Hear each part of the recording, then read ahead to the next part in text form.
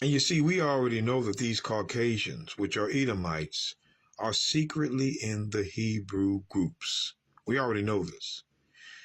Many of them just listening, few of them will bring a rebuttal, which is damage control. One in particular is James McNeese, or McNeese. Doesn't matter. He's been around for a while. And what he does is, in a few of the groups, he posts the same verses over and over throughout the year. It doesn't change. It's the same thing, just at different times. One post that caught my eye today was that the son shall not bear the iniquity of the father. Now, he says this because his forefathers had our forefathers in slavery. And see, we are teaching judgment for this. And so what he's going to do is he's going to say, no, we're not going to pay for what our fathers did to you, according to Ezekiel 18 and 20. But we are here at Genesis 27:38. We want you to pay attention now. It says, and Esau said unto his father, hast thou but one blessing, my father? Bless me, even me also, O my father. And Esau lifted up his voice and wept. And Isaac his father answered and said unto him, behold, thy dwelling shall be the fatness of the earth, and of the dew of heaven from above, and by thy sword shalt thou live. See, Esau was told that part of his blessing would be the sword. You're going to live by the sword. You're going to live by war. This is what God told Esau. So if you're going to live by the sword being a part of your blessing, that's what it is. But when we go, there's something you need to see, though. The book of Job. See, these are the verses Christians are going to hide. They're going to hide these. Job 19:29. Job writes, be ye afraid of the sword? Who live by the sword? Esau. For wrath bringeth the punishments of the sword, that ye may know there is a judgment. There is a judgment. Those that use the sword shall suffer the punishment of the sword. This is judgment, and that is what the Caucasians are trying to escape, judgment. They know that God has a judgment, and it's for those that use the sword. And whose blessing was the sword? Esau. Pay attention. The book of Amos. The book of Amos 1. Amos 1 verse 11. It says, thus saith the Lord, for 3 transgressions of Edom, and for 4, I will not turn away the punishment. See, the punishment, there's a punishment thereof, because he did pursue his brother. Esau pursued his brother with the sword. There you go. Esau pursued his own brother with war. War, the sword is war, and did cast off all pity. And his anger did tear perpetually. That means this is not going to end. And he kept his wrath forever. So Esau used the sword against his brother and had no pity and did tear him in pieces and kept his wrath against him forever. That means it's not going to change. So when I go to Matthew 26. Matthew 26 and verse 52. Pay attention. Then said the Messiah unto him, put up again thy sword into his place, for all they that take the sword shall perish with the sword. It says the same thing in Job 19:29. Judgment did not change. Here's the Messiah speaking. Then said the Messiah unto him, put up again thy sword into his place, for all they that take the sword shall perish with the sword. Job 19. Let's go back and read that. Don't tell me Christ is saying the same thing he said in Job. Oh, yes, he did. Yes, he did. Job 19:29. Be ye afraid of the sword, for wrath bringeth the punishments of the sword, that ye may know there is a judgment. Look at that. Back to Matthew. We're going to see this again. I'm showing you these verses like this for a reason.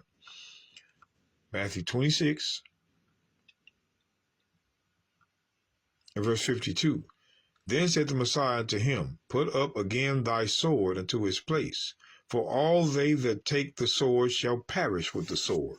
The judgment for using the sword is you're going to die by the sword. That's why in Revelation, the judgment doesn't change.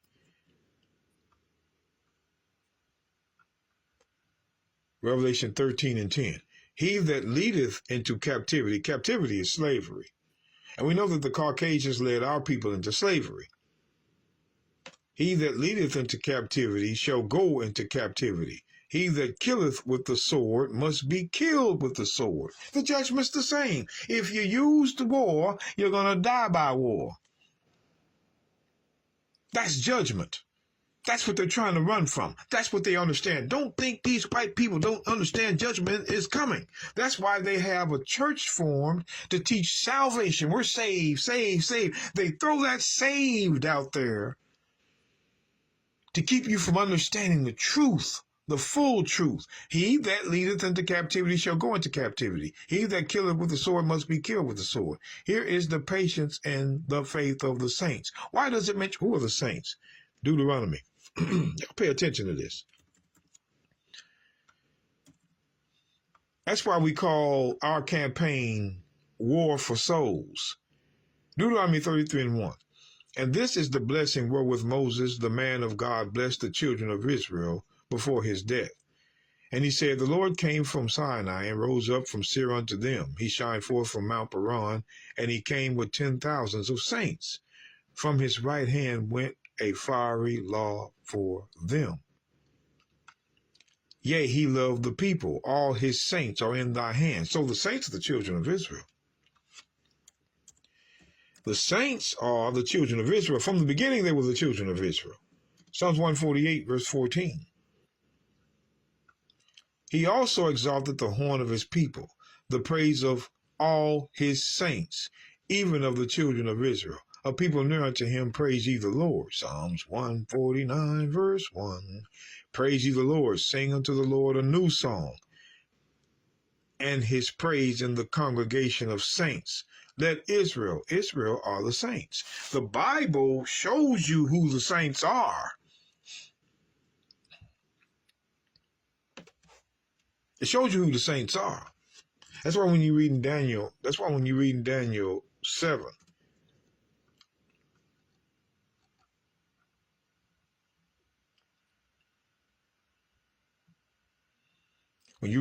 7, I think it's verse 19 or verse 22. Here it is. Verse 21. And I beheld, and the same horn, which was the white man, made war with the saints and prevailed against them. See, the war was against the saints. The war that the Romans had, these are the Romans, the white man, was against the saints, the true children of Israel, and he prevailed. Watch this. Until the Ancient of Days came, that's Christ, and judgment was given to the saints of the Most High. He prevailed against the saints until the return of Christ.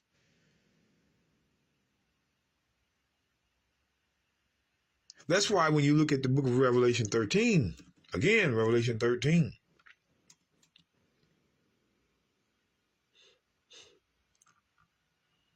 verse 10, he that leadeth into captivity shall go into captivity. He that killeth with the sword must be killed with the sword.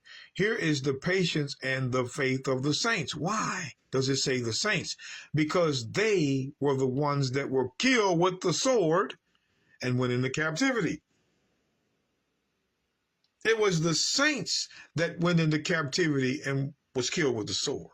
And who did that? These people right here, which are the same as these people right here. See, Christians understand, the smart ones anyway, understand that God is bringing judgment, death, for the death that they done to our ancestors. So James McNiss tries to do damage control and lie. Ready. Fight. And furthermore, let's read.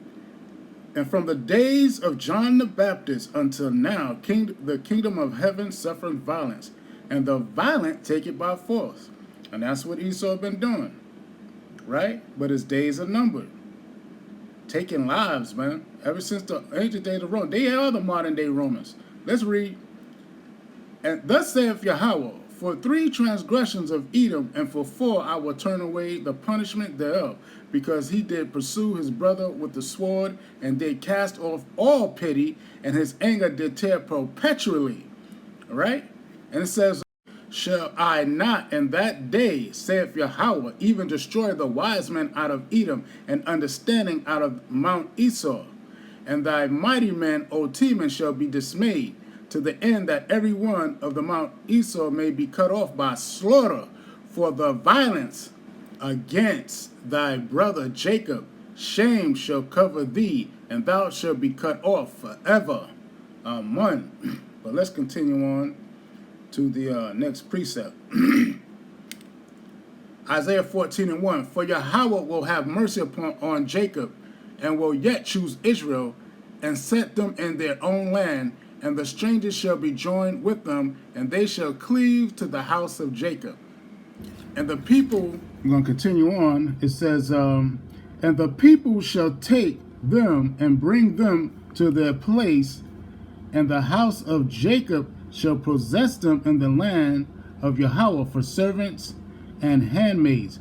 They shall take them captives, whose captives they were, and they shall rule over their oppressors.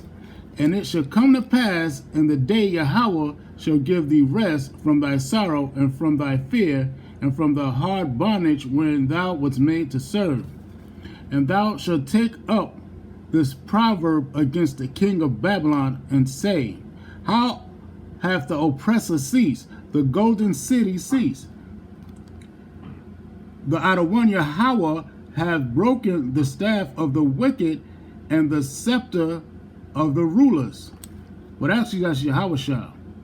Okay, 6th verse. And he who smote the people in wrath with a continual stroke, he that ruled the nations in anger and persecuted, and none hindereth. The whole earth is at rest and is quiet. They break forth into singing. Yea, the fir trees rejoice at thee, and the cedars of Lebanon saying, since thou art laid down, no fella is come up against us. Yeah, they didn't destroy and cut down the trees no more. That's what Esau do, destroy the earth as well. 9th verse. Hell from beneath is moved for thee to meet thee at thy coming, and stir up the dead for thee, even all the chief ones of the earth.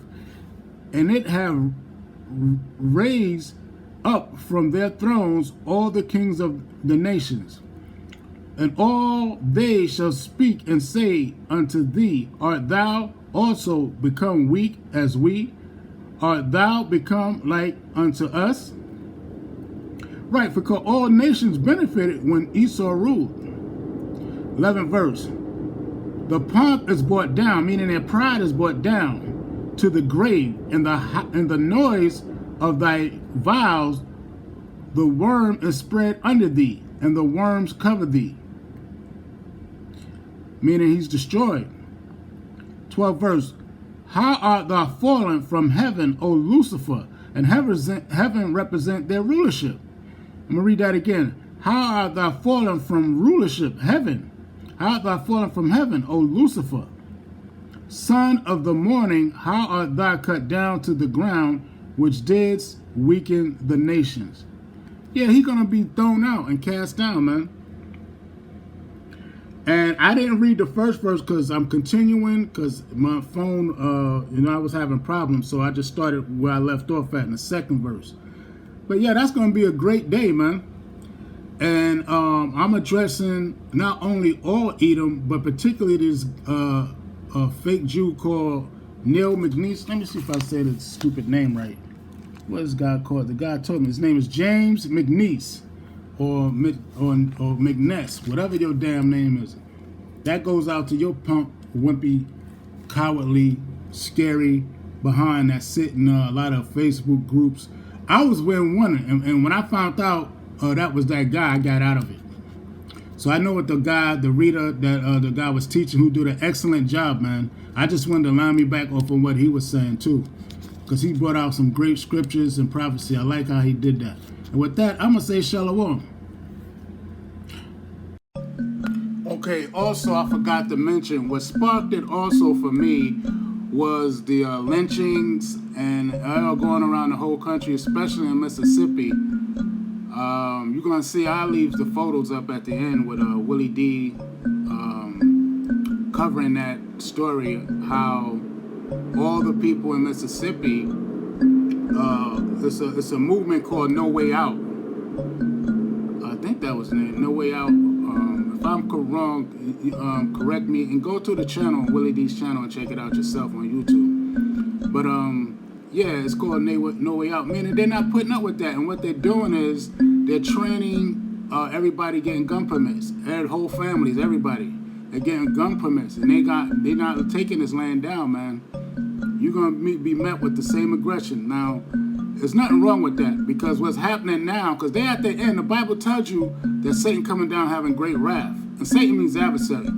That's why Yahushua instructed the disciples to do that even during the time of the Romans, because they was going to move on Jerusalem. And that's what is happening. Same thing happened. These are the modern day Romans. Luke 22, 35, and 36. Read it when you get a chance, man. And this Willie D is on his channel. He's covering it. Mississippi man warns black people. Yeah. Because, yeah, there's no way out, man. He warning law enforcement particularly, because they're not doing their job, and they're just allowing lynchings, and they're not sitting and taking that, man. They're not taking that. So, yeah, defend yourself.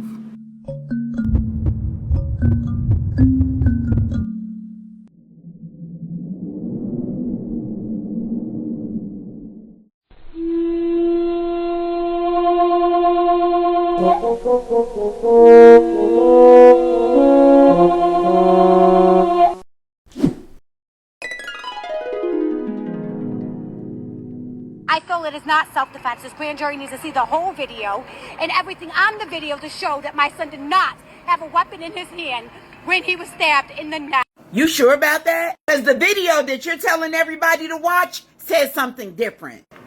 Watch right here. Watch. You see him pull it out. That is a fucking... What is that? What is that?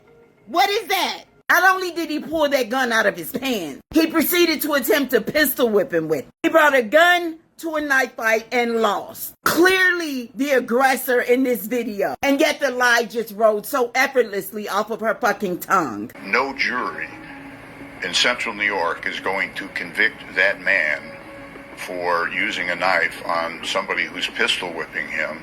No jury in the world would convict him. That is a clear case of self-defense. Maybe stop raising fucking animals. How about that? Maybe stop raising these wild fucking beasts and sending them out into the world thinking that they're untouchable, invincible, that they can do whatever they want to anybody and that there's no consequences. That mother needs to be charged. She needs to be held accountable because clearly she raised an animal. Game over.